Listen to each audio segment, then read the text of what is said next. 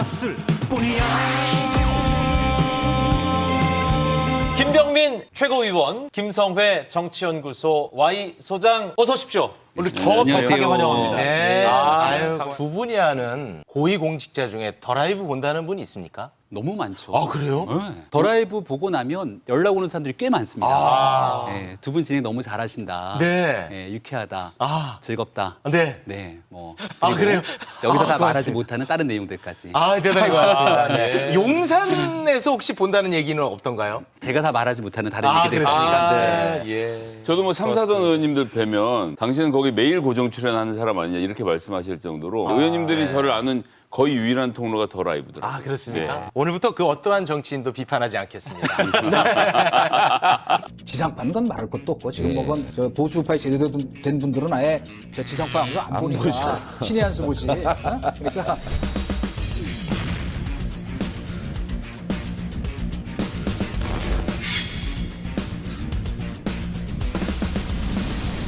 민주당 정권이 이동관 후보자를 두고 언론 장악과 방송 탄압의 상징적 인물이라고 억지를 부립니다.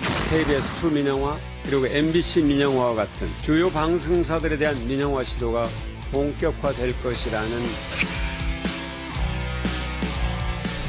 언론은 장악될 수도 없고 또 장악해서도 안 된다.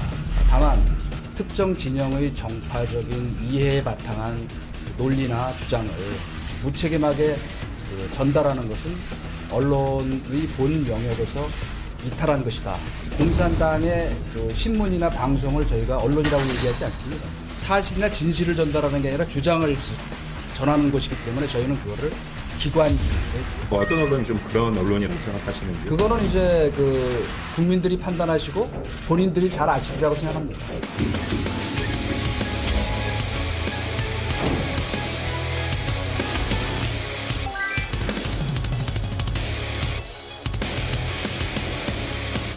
과거 공산당의 신문이나 방송을 언론이라고 하지 않는다. 아, 그러자 기자가 우리나라에 그런 언론이 있느냐라고 물었더니 그렇다. 국민이 잘 아실 것이다. 이 발언의 감정가 지금 바로 매겨 주십시오. 자, 상당히 고액이에요. 2억 뭐 얼마고요? 1조 원부터 가볼까? 1조? 네. 돈이 많아 보이죠. 네. 근데 이 1조 원이라는 금액이 언론이 가짜 뉴스를 지속적으로 생산해서 물어낸 금액이 1조 원. 미국 폭스뉴스 얘기입니다.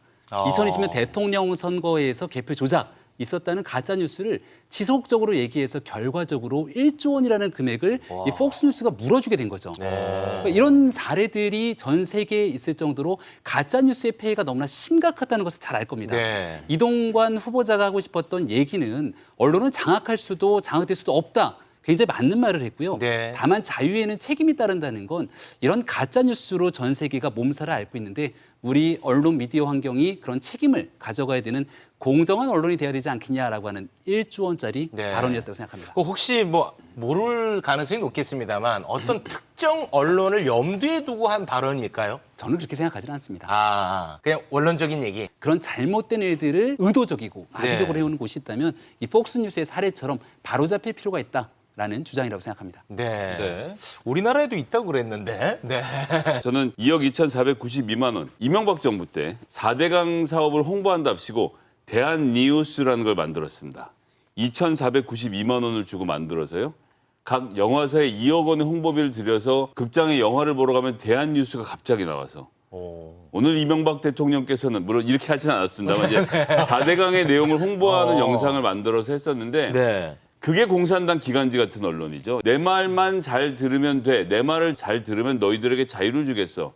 그런 언론의 자유. 이게 정말 공산당식이 아닌가라고 말씀을 드리겠고요. 이동관 방통위원장 후보자가 이제 국제적인 정세는 좀 어두운 것 같아요. 유럽 같은 경우는 정당의 기관지 형태로 좌파 언론, 우파 언론이 다 나뉘어서 정확히 자기 입장을 가지고 주장을 표명하거든요. 그러니까 주장을 표명하면 안 된다 이렇게 말씀하시는데 다른 나라의 언론들 어떻게 움직이고 있는지도 좀 봐주실 필요는 있을 것 같습니다. 언론사가 자기 견해를 가지고 있을 수 있죠. 다른 것 떠나서 공영방송의 틀 내에 있는 방송은 더군다나 그 공정성을 제대로 지켜야 됩니다. 김어준 씨가 출연했던 TBS 라디오 같은 경우가 국민의힘에서 대표적으로 문제를 제기하고 있는 곳이기도 한데 그때 수없이 잘못됐다, 편향적이다 이렇게 가서는 안 된다.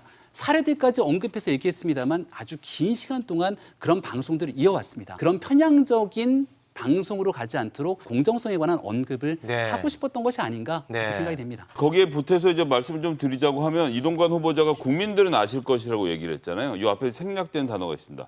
유튜브 구독자 국민들은 아실 것이다. 네? 이동관 후보자가 국민들이 네. 어떤 언론사인지 알 거라고 했잖아요. 네, 네, 그 네. 언론사를 아는 국민들은 유튜브를 보시는 분들인 거죠.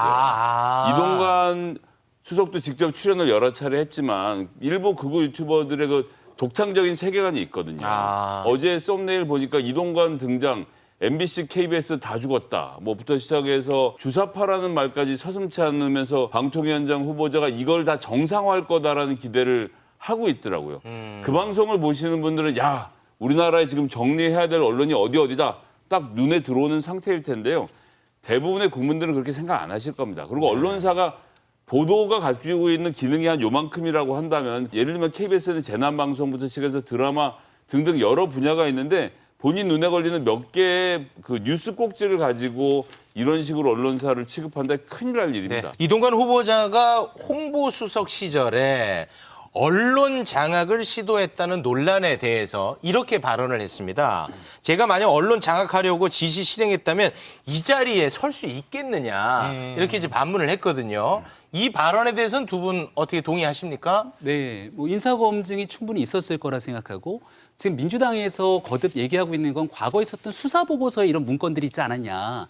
근데 그 내용들이 결국 기소도 되지 않았고 재판도 되지 않았던 수사 보고서의 일부 문건들을 가지고 얘기하고 있는 것 같은데요. 네. 저는 민주당이 좀 묻고 싶은 게 수사 보고서에 이런 내용이 나왔기 때문에 확정적인 범죄인처럼 마냥 얘기를 하기 시작한다면 우리 민주당의 대표인 이재명 대표는 정진상 실장이 기소돼서 공소장에 수십 회나 이재명이 등장하는데 아니 그런 얘기는 어떻게 주장하시려고 수사 보고서 얘기를 꺼내는지 이 내용들을 그대로 이재명 대표께 돌려드리고 싶습니다. 네.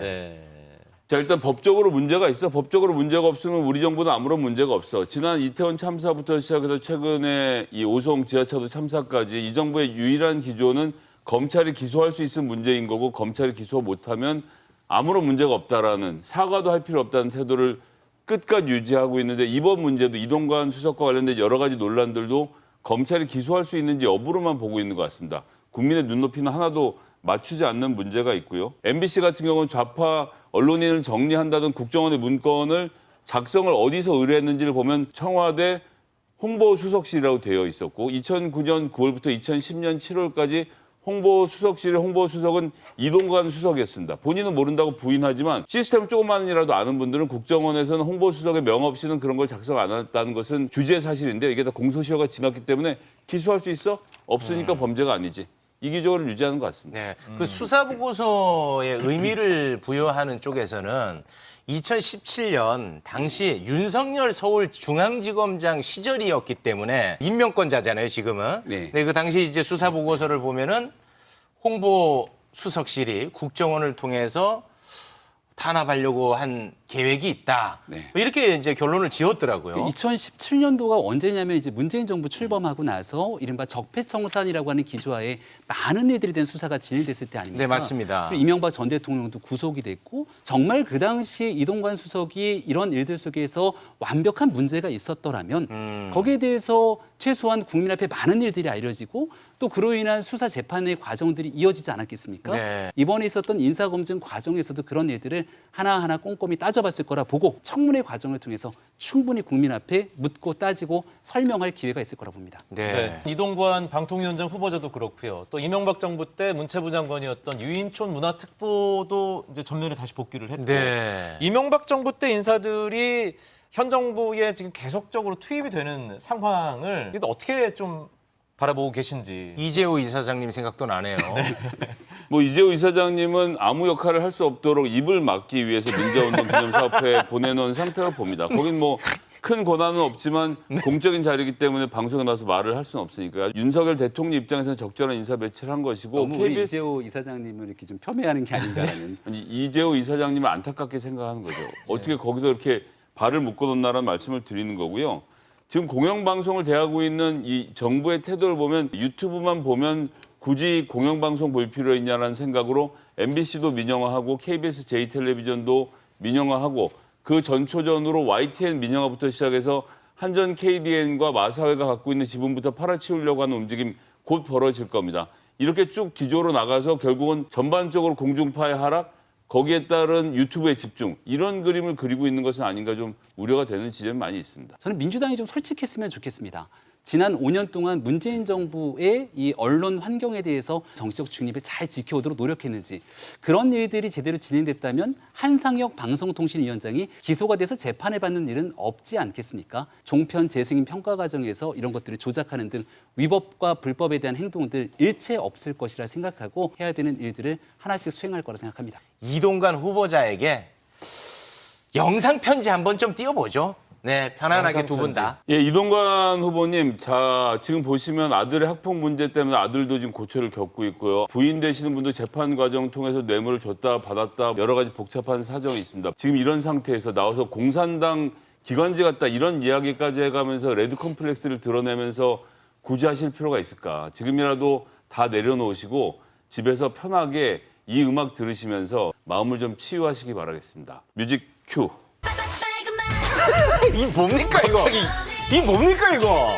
여름 휴가니까요. 예. 즐겁게 계속 빨간 맛 듣다 보면 지금 국민의힘 빨간색이지 않습니까? 네. 빨간색 꼭 나쁘지 않다라는 것을 좀 배우실 수 있는 계기가 됐습니다. 네. 예. 국민들께서 제일 싫어하는 게 내로남불 아니겠습니까? 우리가 지난 정권 때 이 정권이 방송에 대한 공정성을 잃었다고 숱하게 얘기를 했는데, 그래서 한상혁 방송통신위원장이 지금 재판을 받고 있습니다. 부디 한상혁 방송통신위원장의 길과 다른 공정한 언론을, 그리고 공정한 미디어 환경을 만들어갈 수 있는 중요한 역할을 해주기를 기대합니다. 예, 이동관 후보자 내로남불 안 된다. 김병민 감정위원의 묵직한 한마디였습니다. 중학교 1학년인지 2학년 때 저한테 이런 질문을 했어요. 엄마, 왜 나이 드신 분들이 우리 미래를 막 결정해? 자기 나이로부터 여명까지, 그다음에 엄마 나이로 여명까지로 해서 비례적으로 투표를 하게 해야 된다는 거예요. 되게 합리적이죠. 그런데 이제 민주주의 국가에서는 1인 1표기 때문에 현실적인 어려움이 있지만 그게 참 맞는 말이에요. 우리들의 미래가 훨씬 더 긴데 왜 미래가 짧은 분들이 똑같이 1대1 표결을 하냐는 거죠, 투표권을. 네, 우리 김병민 최고위원이 스튜디오 들어오면서 김은경 하면서 들어왔거든요. 지금 화가 많이 나 있습니다. 네. 여기에 또 양이원영 의원이 또 기름을 부은 격이에요. 한 사람의 얘기가 아니라 민주당 의원까지 갔으니까 답은 이재명 대표가 해야 될 건데, 휴가를 떠나지 않았습니까? 네. 저도 휴가를 떠난 이재명 대표를 위해서 노래 하나 준비했습니다. 노래? 같이 들어볼까요? 아, 내 나이가 어때서 투표에 나이가 있나요?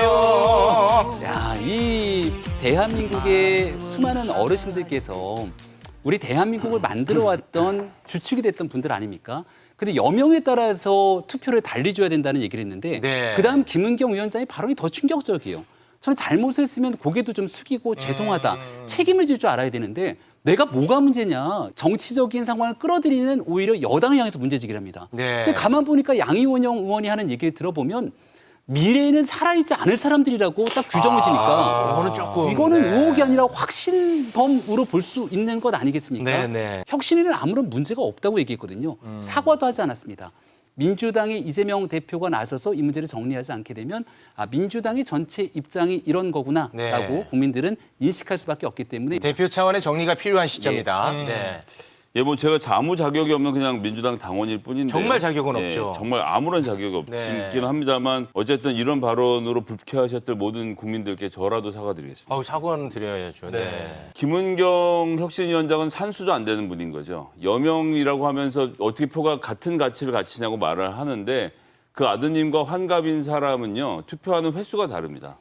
환갑인 분은 기대수명 84세까지 하면 6번의 투표를 하게 되고요. 아드님은 20살이면 16번의 투표를 하게 되거든요. 총선 기준으로요? 예, 총선 기준으로 해서 그렇게 많은 투표를 하기 때문에 청년의 기회를 뺏어가는 것은 아무것도 없는 겁니다. 그리고 저도 사회에 나가서 20년 동안 생활해서 지금 이 자리에 와 있는데 앞으로 20년 더 벌어야 은퇴할 나이가 되거든요. 은퇴 연령이 70세이지 않습니까? 그런데 70 되신 분들도 20년을 더 사는데 그런 노인분들이 앞으로 투표할 기회가 몇 번 없다는 말은 정말 있을 수 없는 얘기고, 그분들이 앞으로 20년 인생을 설계하는 데 있어서 어떤 정치인이 나에게 맞는 정치인인지를 고르는 건 너무 당연한 일인데 나를 찍지 않는 사람은 투표하지 말라는 생각이 혹시 마음속에 있었다고 한다면 양희원영 의원도 그렇고 김은경 혁신위원장도 이 점에 대해서는 분명한 반성과 사과를 해야 된다고 생각합니다. 네. 예. 그 100번 양보해서 청년들 투표 많이 해라. 이렇게 볼 수도 있겠습니다만 어찌됐든 이 노인분들이 또 불편할 수 있는 발언이잖아요. 그렇습니다. 근데 예. 제가 궁금한 게 이 정치인분들은 이게 사과하는 게 매우 어려운 일입니까?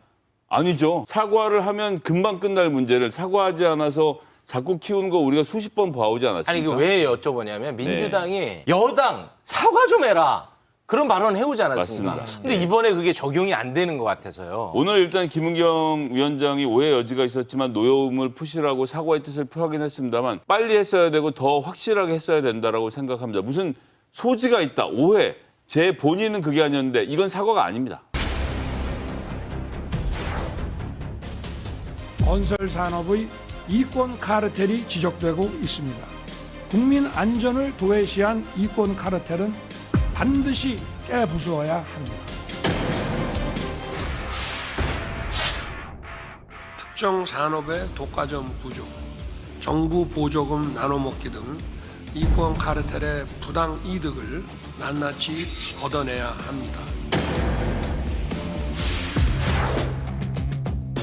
이권 카르텔, 부패 카르텔에 대한 보조금을 전부 폐지하고 그 재원으로 수해 복구와 피해 보전에 재정을 투입해야 됩니다. 윤석열 대통령이 이권 카르텔을 자주 언급하는 이유 어떻게 보십니까? 이건 일종의 월간 윤석열 같은 겁니다. 예, 이달의 단어. 이번 달은 카르텔이었고요. 3월에는 북핵 억제였고요. 1월에는 노조 때려잡기였습니다. 예. 그래서 그냥 그달에 생각나는 단어가 있으면 그 얘기를 쭉 하다가 저도 애 키워보면 압니다만 3달 동안 막 피아노 다니다가 재미없다 그러거든요.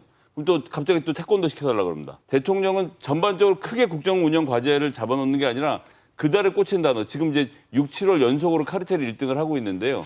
예, 9월엔 과연 무슨 얘기를 할지. 아니 근데 저 위원님. 제가 이렇게 말씀드린 이유는 있습니다. 분명하게. 네. 왜냐하면 이 정부에 들어서서 뭐 하겠다고 했습니까? 교육개혁, 연금개혁, 노동개혁 그 3개 얘기했죠. 연금개혁 뭐 하고 있나요?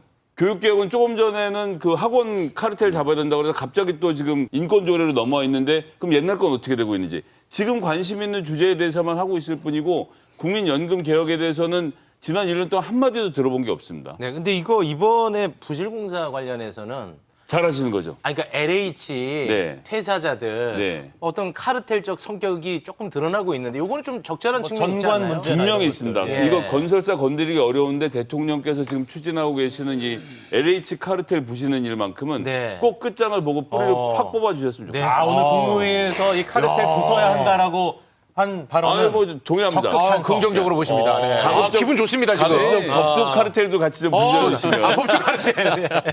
아니 이게 윤석열 대통령이 해왔던 카르텔이라고 하는 용어가 국민들께 울림이 있는 일이라고 생각하거든요. 얼마 전에 나왔던 보도를 보니까 현직 교사들이 사교육업체에서 돈을 수억씩 받았던 일들까지 나오지 않습니까?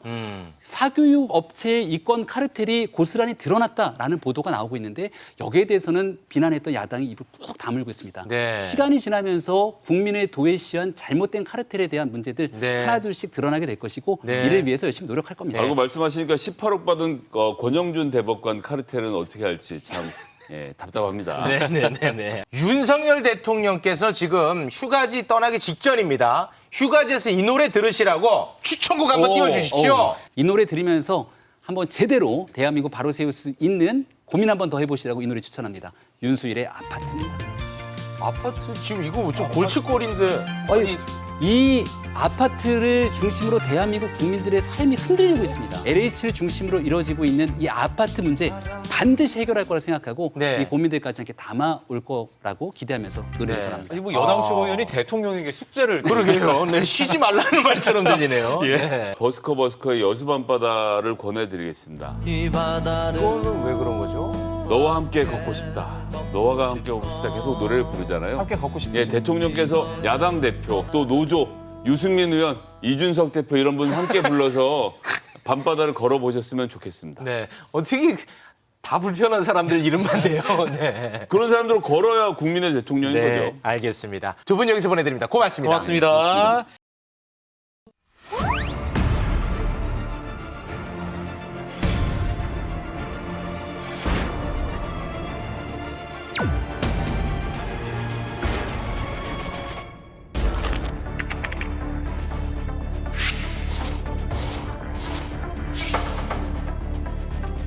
국민의 신뢰를 한번에 받아야 할 LH라는 공격이 지은 아파트에서 이런 심각한 문제가 발생한 것은 정말 부끄러운 일입니다.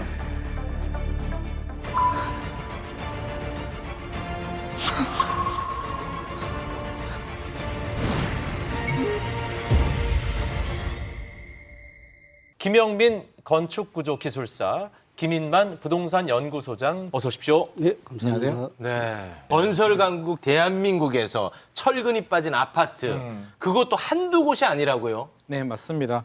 국토교통부가 지하 주차장에 무량판 구조가 적용된 신축 아파트 LH 전수조사를 했습니다. 네. 91곳을 조사했는데요. 무려 15곳이 철근이 빠졌다고 합니다. 아유. 지역별로 보면은요. 참 골고루 다 뺐습니다. 네. 지역별로 골고루 다 뺐는데요. 음성 같은 경우는 123개의 기둥 중에서 101개의 철근이 빠져버렸고요. 남양주는요. 302곳 중에 126개가 누락되었습니다. 이 정도는 애교입니다. 양주 회천에서는요. 154개의 기둥 중에 154개 모두 100%가 다 빠져버렸습니다. 와. 특히 5개 단지는 이미 입주를 한 단지들이기 때문에 입주민들이 지금 불안에 떨고 있는 상황입니다. 근데 진짜 너무 심각해요. 예. 무량판이라는 게 이번에 정말 뉴스에서 많이 나오는데 네네. 정확하게 어떤 개념인가요? 집을 지을 때 사용하는 바닥 구조는 크게 세 가지가 있습니다. 네. 차트를 한번 보실까요? 예. 그 천정을 벽이 지지하는 벽식 구조, 그리고 기둥과 보가 천정을 지지하는 기둥식 구조가 있습니다. 네. 이번에 가장 문제가 된 이 무량판 구조는 여기에 보시는 것처럼 이 대들보가 없이 기둥이 바로 슬라브를 지지하는 그러니까 거예요. 이 무량판 구조라는 것 자체는 네. 문제가 아니잖아요. 그렇죠. 이건 뭐 나쁜 건 아니잖아요. 그렇죠. 네. 그런데 이번에는 뭐가 문제가 됐던 겁니까? 네, 그런데 네. 보시면 지금 보시는 곳이 이 동그랗게 쳐져 있는 것이 전단 철근이라고 되어 있습니다. 예. 이 전단 철근이 이 기둥과 슬라브를 이 연결 부위를 정확하게 붙들어 주는 곳인데 이게 만약에 슬라브가 얇고 철근이 없으면 구멍이 뻥 뚫려 버리는 펀칭 전단이 일어나는 것이죠. 아유. 예. 펀칭 전단은 순간적으로 일어납니다. 아유. 그래서 붕괴가 되면 사람이 대피할 시간도 없이 무너져 내리기 때문에 이러한 철근이 제대로만 들어가면 문제가 없다. 무량판 구조가 전혀 문제가 없어요. 네. 방금 이제 말씀하신 것처럼 인천에서 실제로 붕괴 사고가 있었잖아요. 모든 사건의 발단이 올 4월이었죠. 인천 네. 금단 아파트가 무너지게 되는데요. 왜 무너졌을까? 있을 수 없는 사건이 발생해서 국토부가 조사가 들어갑니다. 원인을 살펴보니까요. 지하 주차장 기둥이 32개가 들어갑니다. 32개가 들어가는데 지금 나오고 있네요. 지금 예. 나오죠? 32개 중에 설계 단계에서 15개가 빠져버립니다. 아이고. 철근이 32개가 들어가야 되는데. 그렇죠. 32개가 들어가야 되는데 15개가 빠지고요. 시공 단계에서 또 4개가 빠져버립니다. 아이고. 그러니까 총 19개가 빠지니까 여기 위가 어린이 놀이터인데요. 흙 무게를 못 이기고 붕괴해버린 겁니다. 지금 이제 계속 나오는 얘기는 지하 주차장 얘기만 나오던데. 네네. 이 무량판 구조는 지하 주차장에서만 활용되는 공법입니까? 꼭 그렇지는 않습니다. 아, 그렇지 않아요? 지하 주차장에서 주로 많이 사용이 되는데요. 네. 최근에는 이제 그 주거 단지에도 많이 사용이 되고 있습니다. 그렇습니까? 그래서 지금 나오는 이야기가 이게 전수 조사를 하겠다. 293개 민간 단지들도 조사를 하겠다라고 하는데요. 네. 최근에 이런 이야기가 있었습니다. 이게 너무 많이 나올까봐 무서워서 민간 단지까지는 못한다라는 이야기가 그럴수록 있었어요. 더 해야죠. 했었는데 네. 최근에 이게 조사 결과를 보니까 안 할 수가 없는 상황이 발생해버렸습니다. 그 파장은 어마어마하게 나올 수도 있을 것 같습니다. 근데 이 무량판 구조가 제대로만 시공을 하면 전혀 문제가 그렇죠. 없고 아주 제대로 문제없네요. 안 해서 문제가 됐던 사례들이 예전에도 있었잖아요. 네네. 광주 같은 경우에는 하청 노동자가 작업을 하다가 갑자기 매몰된 사고였었는데요. 연속 붕괴 방지건이나 이런 것이 제대로 되어져 있다면 이게 연속으로 부서지진 않았을 텐데 연속적으로 붕괴가 되어서 많은 인명이 대피를 못하고 다쳤던 그런 경우가 되겠습니다. 예. 그 당시 네. 삼풍백화점도 무량판 구조였다면서요? 네네. 삼풍백화점이 붕괴된 것은 이제 여러 가지 이유가 있었지만 일단 무량판 구조가 제대로 시공이 되어지고 전단 철근과 연속 붕괴 방지건이 있으면 충분히 대피할 시간과 대피할 공간이 있는데 그러한 것이 없어서 순간적으로 무너져 내리면서 떡시루처럼 다 쌓여버렸죠. 그러니까 네. 제대로만 시공만 된다. 하면 문제없다 네. 말씀드리겠습니다. 근데 제대로 하지 않는다는 거 아니겠습니까? 그러니까요. 그 현장에서 또 철근공의 증언이 나온 게 진짜 있습니다. 무서운 증언이던데. 예. 우리가 봐도 전단 보강이 너무 적게 들어간 거 아닌가 싶어서 현장 소장에게 이건 좀 이상하다고 얘기를 했어요. 그런데 이제 뭐 그냥 묵살이 됐고 당시 철근공 70여 명 중에 60여 명이 이주 노동자. 그러니까 전문성을 담보하기가 좀 힘든 그런 현장 여건이었다. 네. 근데 실제로 현장을 가보면 최근에는 거의 외국인 노동자가 많습니다. 이 현장 책임자들이 일일이 다니면서 이렇게 다 그 관리를 해주고 있지만 여긴 철근 넣어야 된다. 사람이 하는 일이다 보니까 네. 그런 그런 에러가 좀 발생하지 않았나 생각이 되었습니다. 저는 결국엔 돈 때문이라고 생각이 듭니다. 왜요? 이게 한 군데라면 뭐 휴먼 에러고 실수라고 할 수가 있는데요. 지금 너무 많이 나오고 있거든요. 네. 이 이야기는 저는 실수라고 보여지지 않고요. 저는 왜 그런 생각이 드냐면 최근에 그런 이야기가 있었습니다. 코로나 2020년, 2021년 코로나가 많이 발생했던 시절에 지은 아파트들은 조금 불안하다라는 이야기가 실제로 있었습니다. 현장에서요? 네. 왜 그런 이야기가 나오냐면 요 무렵에 원자재 가격이 급등하게 되고요. 또 인건비도 많이 오르게 됩니다. 그래서 건축비 상승 압력이 높게 되는데 또 분양가 상한제가 적용이 됩니다. 분양가는 올리지 못하는 상황이 발생하죠. 건설회사 입장에서는 아마 손실이 불가피한 상황이었고요. 그러면 건설회사들이 선택할 수 있는 방법은 공사 중단하고 야, 돈 좀 올려줘 라고 하는 방법인데 사실 대형 건설사들이 공사 중단하고 돈 올려달라고 하는 게 쉽지가 않거든요. 결국에는 선택할 수 있는 방법이 보이지 않는 곳에 좀 손을 대지 않았나 하는 합리적인 의심을 할 수밖에 없는 상황입니다. 근데 진짜 화가 나는 거 이 관리 감독 하는 감리. 네. 감리 뭐 한 거예요, 감리? 저도 이게 사실 더 네. 화가 나고 그런데요. 말리는 시누이가 더 밉습니다. 왜냐하면 감리가 이런 설계 단계, 건축 단계, 시공 단계를 다 관리 감독을 해야 되거든요. 그렇죠. 감리만 제대로 했더라도 물론 설계 단계도 제대로 해야 되고요. 시공도 제대로 해야 되지만 감리가 결국에는 잡아줘야 되는 부분인데 이 네. 감리조차도 제대로 잡지 않고 저는 결국 한통속이 아니었나 하는 생각을 지울 수가 없습니다. 오랜 현장 경험을 하신 우리 김영민 기술사님. 감리 부분 어떻게 생각하십니까? 저는 조금 다르게 생각하는데요. 다릅니까? 예. 네, 이게 사실 전단 철근이라는 게 13mm 정도의 그렇게 많지 않은 굵지 않은 철근입니다. 아주 중요하지만 그런데 이 전단 철근이 사실 전체 지하주차장에 보면 채 5%도 안 되는 아주 적은 철근 문화거든요. 그렇기 때문에 어떠한 걸 일부러 뺐다기보다는 그리고 특히나 현장은 이러한 철근이 외부에서 가공이 돼서 다 들어오고 있습니다. 그래서 어떻게 보면 현장에는 조립을 하는 과정인데 이 철근을 남겨서 가지고 나갈 수도 없습니다. 다 철근을 소진을 해야 되는 것이죠. 감리 쪽을 다시 말씀을 드리면 이 특수구조물일 경우에는 공사감리자는 건축구조율사의 업무 협조를 받도록 되어 있습니다. 협력을. 그런데 이 무량판 구조가 아직까지 특수구조로 들어와 있지 않습니다. 그런데 이게 솔직히 지금이야 이렇게 전단 철근을 제가 말씀드리니까 보이시지만 그 넓은 현장에 수천 개의 철근 중에 이게 그렇게 중요하다는 걸 아시는 분들도 없고 그리고 이게 어떻게 제대로 설치되어야 된다는 것을 건축구조율사라는 전문가가 아는데 이 전문가가 협력을 하도록 지금 되어져 있지 않고 제도적인 문제도 좀 있지 않나 생각이 되었습니다. 매년 몇백 명씩 은퇴를 하고 나가거든요. 이 사람들이 갈 수 있는 곳이 건설사, 설계사, 감리, 어느 설계사를 선정하고 어느 감리 회사를 선정하더라도 그곳에는 LH 전관들이 다 있다. LH의 전관이 누구누구 있는지를 전부 명단을 제출하게 할 예정이고 허위로 명단이 제출됐을 때에는 입찰 제한이라든지 또 계약 취소라든지 이런 것을 할 그런 계획을 가지고 있습니다. LH 퇴직자의 전관 문제. 이게 이 부실의 원인이 될 수 있을까요? 여러 원인 중에 하나는 될 수 있다고 봅니다. 네. LH 사장께서도 지금 이렇게 말씀을 하셨고요. 이번에 부실공사 15곳 중에 8곳의 감리가 LH 전관 예우라고 합니다. 그래서 이미 드러나고 있고요. 사실 LH 퇴직자들이 갈 수 있는 길이 감리, 설계, 시공 단계로 들어갈 수밖에 없거든요. 요즘 퇴직하고 집에서 놀 수는 없잖아요. 70까지는 일해야 되기 때문에 저는 갈 수밖에 없는 구조고 예를 들어서 뭐 부장이 정관 예우로 갔습니다. 그러면 LH 있는 과장한테 전화를 하겠죠. 야, 김 과장 이것 좀 봐줘라고 했을 때 과연 안 봐줄 수가 있을까? 저는 싫습니다라고 하면 이야기를 하겠죠.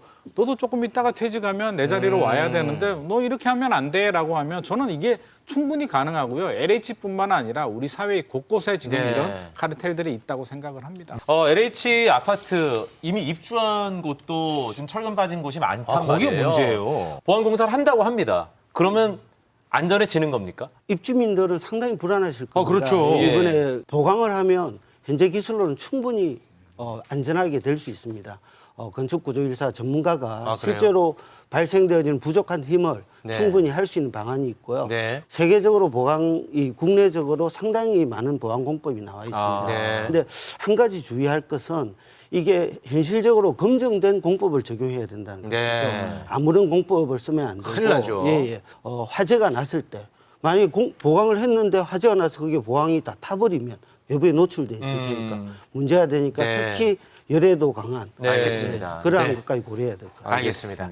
무엇보다도 이런 일은 다시는 없어야 됩니다. 보고 싶지 않습니다. 네. 뿌리 뽑을 수 있는 대안 짧게 한마디 부탁드리겠습니다. 저는 처벌이 좀 강화돼야 된다고 봅니다. 처벌 강화. 이거 한번 잘못 걸리면 폐가 망신한다 정도 그렇습니다. 돼야 되고요. 네. 기본과 원칙을 이번 기회에 진짜 제대로 해서 네. 앞으로는 이런 일이 절대 생기지 않도록 일벌백계 할 수 있는 저는 처벌 확실한 강화가 필요하다고 보여집니다. 네. 처벌제일주의자군요. 함께해 주신 두 분 여기서 보내드립니다. 고맙습니다. 고맙습니다. 감사합니다. 예. 저희는 내일 다시 돌아옵니다. 함께해 주신 여러분 고맙습니다. 고맙습니다.